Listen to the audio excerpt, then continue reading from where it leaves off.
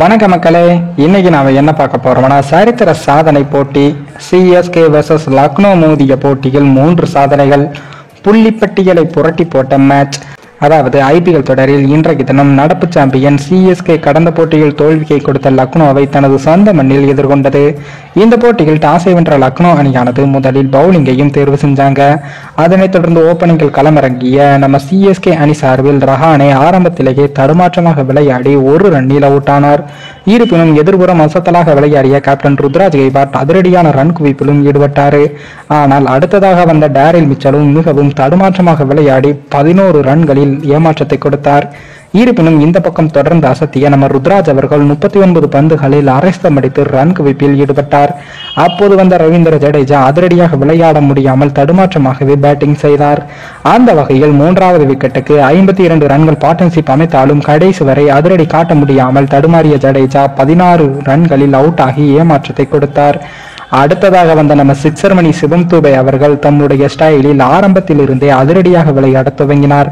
குறிப்பாக யாஸ்தாகூர் வீசிய 16வது ஓவரில் ஹாட்ரிக் சிக்ஸர்களை பறக்கவிட்டு அவர் தடுமாற்றமாக விளையாடிய சிஎஸ்கே அணியை அதிரடி பாதைக்கும் கொண்டு வந்தார். அவருடன் சேர்ந்து மறுபுறம் கிளாஸ் இன்னிங்ஸ் விளையாடிய ருத்ராஜ் அவர்கள் நேரம் செல்ல செல்ல அதிரடியாக விளையாடி பவுண்டரியுடன் சதமடித்தார்.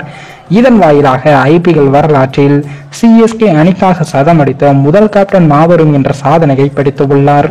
கடந்த 2008 முதல் 2023 ஆண்டு வரை ஜாம்பவான் தோனி அவர்கள் பெரும்பாலும் மிடில் ஆர்டரில் விளையாடியதால் சதமடிக்கவில்லை. ஆனால் இந்த முறை கேப்டன்சி பொறுப்பை ருத்ராஜ் அவர்கள் பெற்று உள்ளதால் ருத்ராஜ் அவர்கள் தற்போது அபாரமாக விளையாடி தோனியை முந்தி வரலாற்றில் சதம் அடித்த முதல் சிஎஸ்கே கேப்டனாக சாதனை படைத்துள்ளார்.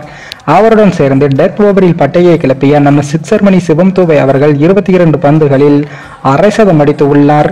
அதில் 2 பவுண்டரி 7 சிக்ஸருடன் 66 ரன்களை விளாசி அவுட் ஆனார். மறுபுறம் கடைசி வரை அவுட் ஆகாத ருத்ராஜ் அவர்கள் 12 பவுண்டரி 3 சிக்ஸருடன் 108 ரன்களை விளாசியுள்ளார். இறுதியில் கடைசி பந்தில் தோனி பவுண்டரி அடித்து பினிஷிங் கொடுத்ததால் 20 ஓவரில் சிஎஸ்கே அணியானது 210 ரன்களை குவித்து உள்ளது. அதன்பின் பேட்டிங்கில் களமிறங்கிய லக்னோ அணியானது தொடக்கத்தில் விக்கெட்டுகளை இழந்தாலும் அதன்பின் அதிரடியாக விளையாடி வெற்றி பெற்று உள்ளது. லக்னோ அணியின் இந்த வெற்றியால் புள்ளிப்பட்டியலில் 4வது இடத்திற்கு சென்று உள்ளது லக்னோ அணி. சிஎஸ்கே தற்போது 5வது இடத்திற்கும் சரிந்து உள்ளது. என்னதான் சிஎஸ்கே தோற்றாலும் இன்னும் சிஎஸ்கே அணிக்கு 6 போட்டிகள் உள்ளதால் இதில் 5 போட்டிகள் வெற்றி பெற்றாலும் சிஎஸ்கே பிளே ஆஃப் செல்வது கிட்டத்தட்ட உறுதிதான். மேலும் இந்த வீடியோ ஏதோ ஒரு விதத்தில் உங்களுக்கு பிடித்திருக்கும் என்று நினைக்கிறேன். நம்ம சேனலுக்கு புதிதாக வீடியோ பார்க்கிறீர்கள் என்றால் மறக்காமல் சப்ஸ்கிரைபர் செய்துவிட்டு பாருங்கள். இன்னொரு வீடியோவில் சந்திக்கும் வரை நான் உங்கள் தமிழ்.